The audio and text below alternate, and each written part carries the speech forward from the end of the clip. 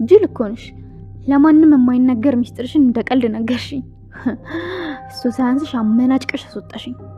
እኔ ሁሉ ነገር ረስቼ ቁጭ የምል መስሎሽ ነበር? እንዴት እንደማስከፍልሽ ታያታለሽ። እርጉም ድምጼን እየቀዳሽው ነበር? አዎ። እስቲ ላሰማትና ከጆሮዋ በላይ አንቺ እንደምታምን እናያለን። እሺ እሺ፣ በቃ ሄሉዬ እባክሽ እናውራ። ጎበዝ ልጅ።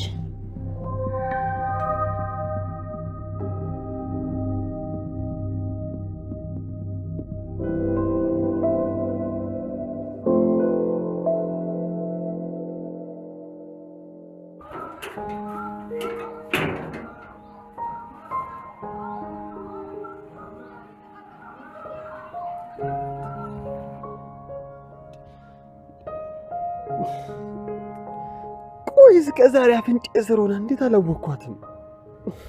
ምን አይነት ማረባ ሰው ነኝ? ምን አይነት ደደብ ነኝ?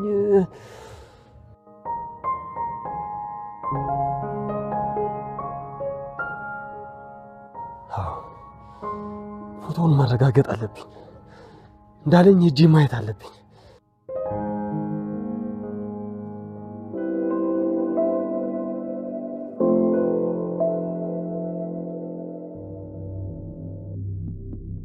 እባክሽን ሄለን ተረጂኝ።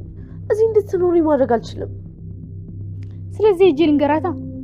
እባክሽ እኔ ቆይ ጓደኛሽ አይደለም? ስንት ነገር አሳልፈናል። እሱን እኮ ረስተሽዋል። ይልቅ እዚህ ቤት እንድኖር ታርጊኛለሽ ወይስ አታርጊኝ? እሺ የፈለግሽውን ብር ልስጥሽ፣ 100 200 የፈለግሽውን። ቃል የተረዳሽኝ አልመሰለኝም። እኔ በውሸት ያገኘሽውን ህይወት መጋራት ነው የምፈልገው። እሺ በተራ ብር ልታታየኝ እንዳትሞክሪ። እኔ ዋስትና ያለው ህይወት ነው የምፈልገው። ብሩ ከዛ በኋላ ይመጣል። እሺ በቃ ግን ጊዜ ይፈልጋል። በኋላ ሻንጣዬን ይዤ እመጣለሁ። እስከ በኋላ በደንብ ጊዜ ያለሽ። እሺ እስከ በኋላም አልችልም። ሰላም ሰላም፣ ውዴ ቻናሌ ቤተሰቦች እንዴት ናችሁልኝ? እንኳን ወደ ቻናሌ በሰላም መጣችሁ። ደህና ናችሁ ወይ? ለቤቴ ለቻናሌ አዲስ የሆናችሁ ሰብስክራይብ በማድረግ ቤተሰብ ሁኑ።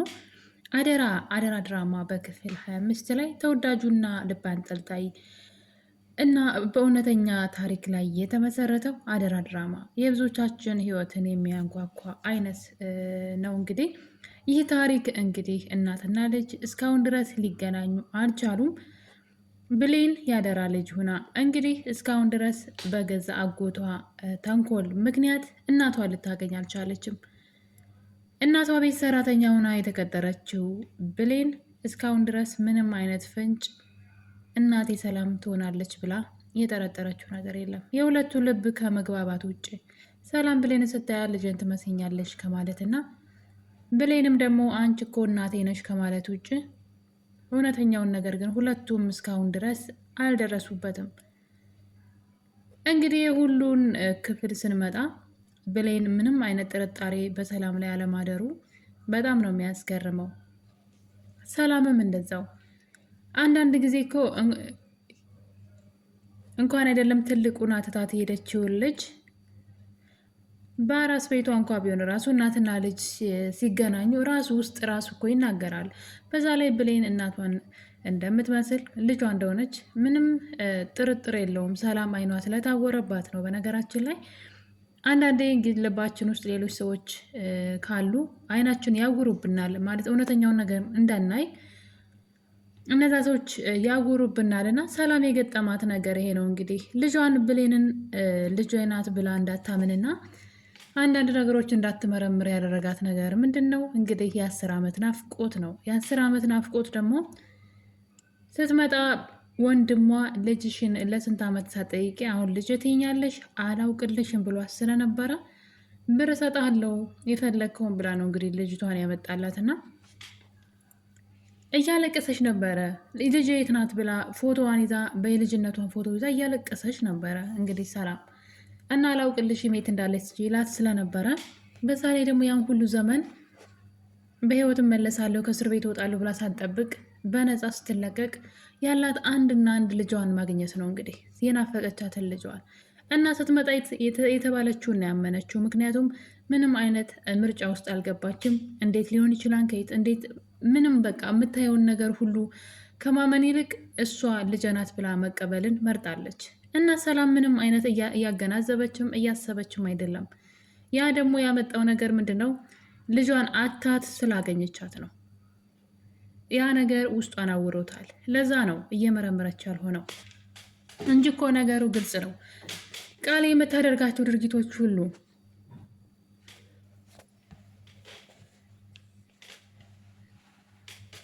የምትሰራው ስራ ሁሉ እንድትጠረጥርና ይቺ ልጅ ቆይ ምንድን ነው ማናት እንዴት ነው ብላ ነገሩ ምንድን ነው እንድትመረምር እንድትጠይቅ ለማወቅ እንድትጓጓ ያደርጋት ነበር። ልጅሽስ ጅናት አላት ወንድሟ። በቃ ተቀበለች፣ ዝም አለች። ግን ሰላም ማገናዘብ ብችል ኑሮ ከመጀመሪያው ነበረ።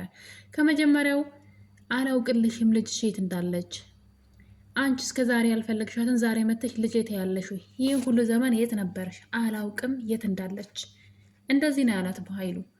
ከዛ ግን ብር ሰጣለሁ ስትለው ደግሞ ወዲያው ልጅሽ ብሎ ሲያመጣላት ለምንድን ነው ያልጠረጠረችው? ለምንድን ነው ወንድሟን ያመነችው? እግሩ ስር ተደፍታ እያለቀሰች ስትለምነው ገፍትሯት ነበረ እና እንዴት ረሳችው? ወንድሟ በጣም ጻድቅ አድርጋ ነው የምታስበው። በጣም ንጹሕ ሰው አድርጋ ነው የምታስበው ወንድሟንና ለምን እንደዛ ልታስብ እንደቻለች አልገባኝም። መጀመሪያውን እኮ አላውቅም ያንቺን ልጅ እኔ ለ2 ዓመት ብለሽ ሂደሽ ያን ሁሉ ዘመን ጠፍተሽ እኔ የት አቅልሻለሁ ነው ያላት። በቃ እንደዚህ ነው የተናገረው። ስለዚህ ገንዘቡ ባይኖር ልጅሽን አላውቅልሽም እያላት ነው። ወንድሟ ሆኖ አጎቱ ነው፣ የልጅቷ ደግሞ አጎት ነው። እንግዲህ አባት በሉትና ይሄ አጎት ተብዬ አላውቅም የት እንዳለች አደራ የሰጠሽኝ ልጅ የት እንዳለች አላውቅም ወታ ሄዳለች ነው ያላት። እና ገንዘብ ሰጣለሁ ስትለው ግን አለች አላት። አመጣታለሁ አሁን አያችሁ፣ ለምን መጀመሪያ አላውቅም ብሎ ከዛ ደግሞ ገንዘብ ሰጣለሁ ስትለው እሺ ሊላት ቻለ። ይህን ነገር እንዴት ሰላም አልጠረጠረችም? ለምንድን ነው ወንድሜ እንደዚህ ያለ? መጀመሪያ አላውቅም እዚህ ቦታ ነው ያለችው ብሎ መናገር ሲችል አላውቅም ካላይ በኋላ እንዴት ነው ገንዘብ ሰጣለሁ ስለው አሁን አመጣታለሁ ብሎ ሊለኝ የቻለው ብላ እንግዲህ ነገሩን መመርመር አልቻለችም።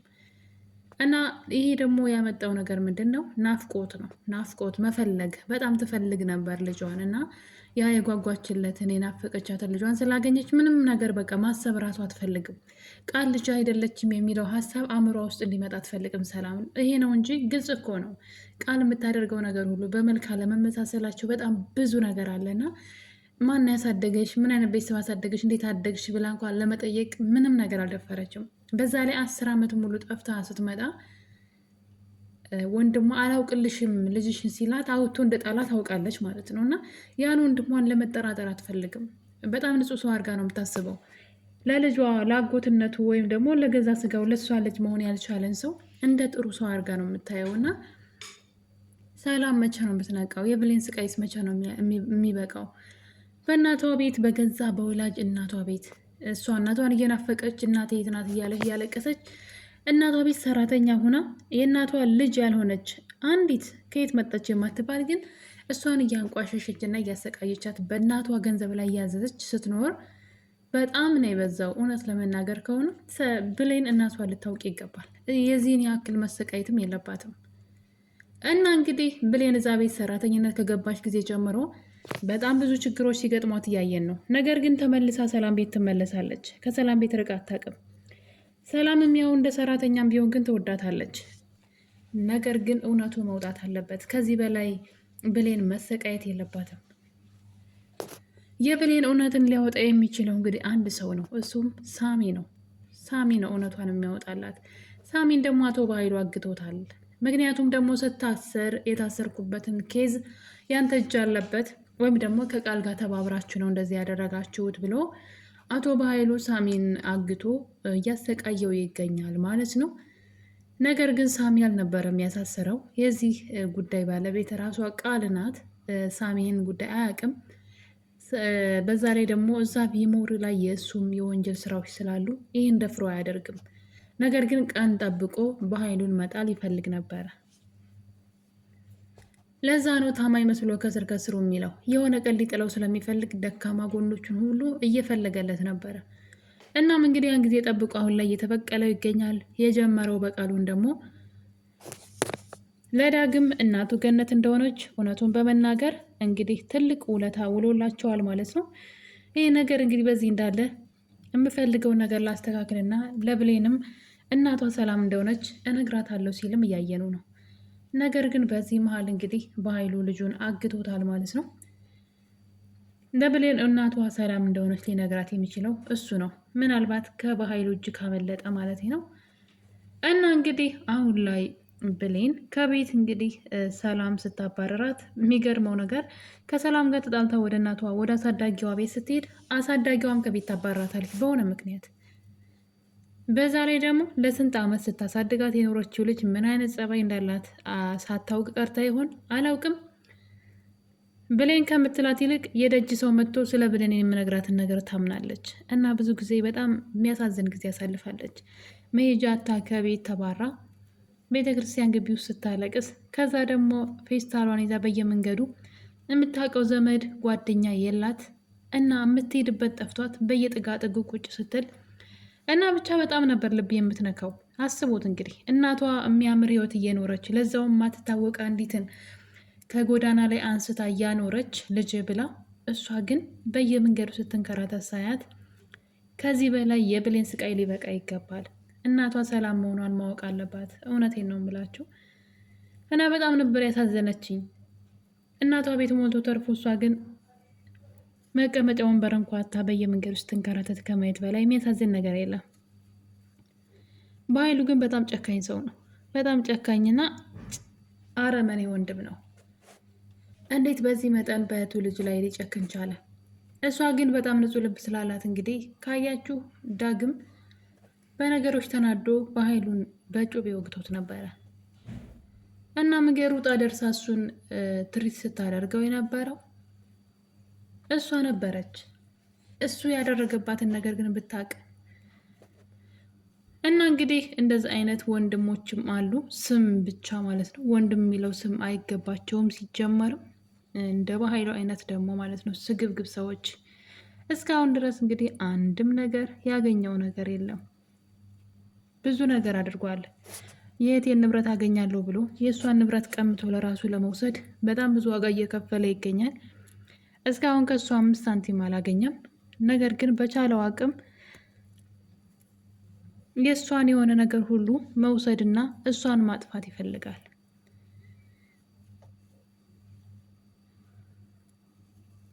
ነገር ግን ሚስጥሩ ከብዙ ሰዎች ጆሮ ደርሷል። አሁን ላይ የእነሱን ቤት ሚስጥር የማያውቅ ሰው የለም። ሌላው ደግሞ ወይዘሮ ገነት እውነቱን ለብሌን መናገር አለባት። ለሰላም መናገር ባትችል ማለት ነው ለብሌን መንገር አለባት። ይህን ነገር እስኪ እናጣራ።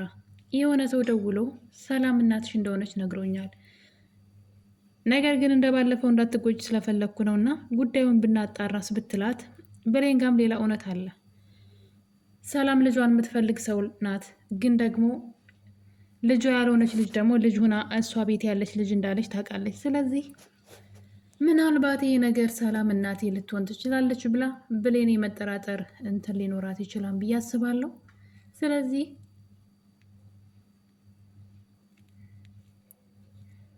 ይሄ ቁልፍ ያለው ወይዘሮ ገነት ጋር ነው ብዬ አስባለሁ።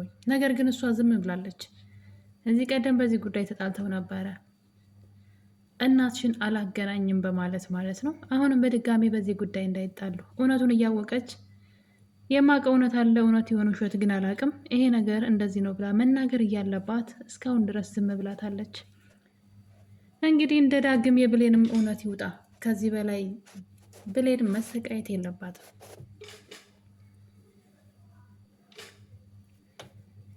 በኃይሉና ቃል ደግሞ እንግዲህ እንደምታውቁት በቃላት ራሱ ሳይቀር ነው የሚግባቡት። እንግዲህ ካያችሁ ሄለን የምትባል የቃል ጓደኛ አለች፣ አብሮ አደጓ ናት። ስለ ቃል እያንዳንዱ ህይወቷን ታውቃለች። በዛ ላይ ደግሞ አሁን እየሰራች ያለውን ወንጀልም ታውቃለች። የሰላም ልጅ ነኝ ብላ ሳትሆን እዛ ቤት እንደምትኖር ሚስጥሯን ሁሉ ነግራት ነበረ። በዛ የተነሳ እንግዲህ እዛ ቤት እቃዋን ጠቅላ መታለች። እዚህም አልኖር ከሆነ የሰላምን ንብረት አንቺም አትበይው እኔም አልበላው። ስለዚህ እኔም እንዳንቺ እዚህ ቤት የመኖርና የዚህ ቤት ንብረት እኩል ይገባኛል እያለቻት ትገኛለች። እውነቷን ነው። ምክንያቱም ደግሞ ለሚስጥሯ ስትል ያለቻትን ነገር ሁሉ ማድረግ አለባት።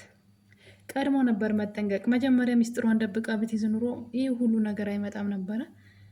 ነገር ግን ቃል ሚስጥሯን አሳልፋ በመስጠት አሁን ላይ ሌላ ተቀናቃኝ መጥቶባታል እና እንግዲህ በዚህ ጉዳይ ነበረ አቶ በኃይሉ እስር ቤት ነበረ። እናም ከእስር ቤት ከወጣ በኋላ ይቺ ልጅ እዚህ ቤት እንደመጣች እና ያስቸገረቻቸው እንደሆነ መጥፎ ልጅም እንደሆነች ሰላም ተናግረዋለች ለአቶ በኃይሉ። አቶ በኃይሉም እንግዲህ ይችንማ ከዚህ ቤት ማስወጣት ነው እንጂ ማን ይለማመጣም ብሎ ተናዶ ለማስወጣት ሲሄድ ነበር። እንግዲህ ቃል ቶሎ ብላ ማስወጣት አንችልም፣ እሷ ስለ እኔ ታውቃለች፣ ስለ ማመም ታውቃለች፣ ስለ አንተም ታውቃለች። አያቸው የኮድ ቋንቋቸው ነው። ሰላም ግራ ገባት። ስለኛ ሁሉ ታውቃለች ስትል በኃይሉና ቃል ግን ተግባብተው ነበረ። ሚስጥራችን ታውቃለች፣ ስለዚህ እዚህ ቤት መውጣት አትችልም ስትል እንግዲህ በኃይሉን በኮድ ቋንቋ አውሩታ ሰላምን ግራ ጋብተው ልጅቷ እንዳትወጣ ሲያደርጉ ያየን ነው። ነገር ግን በኃይሉና ቃልም አሁን ላይ አይተማመኑም እርስ በርሳቸው።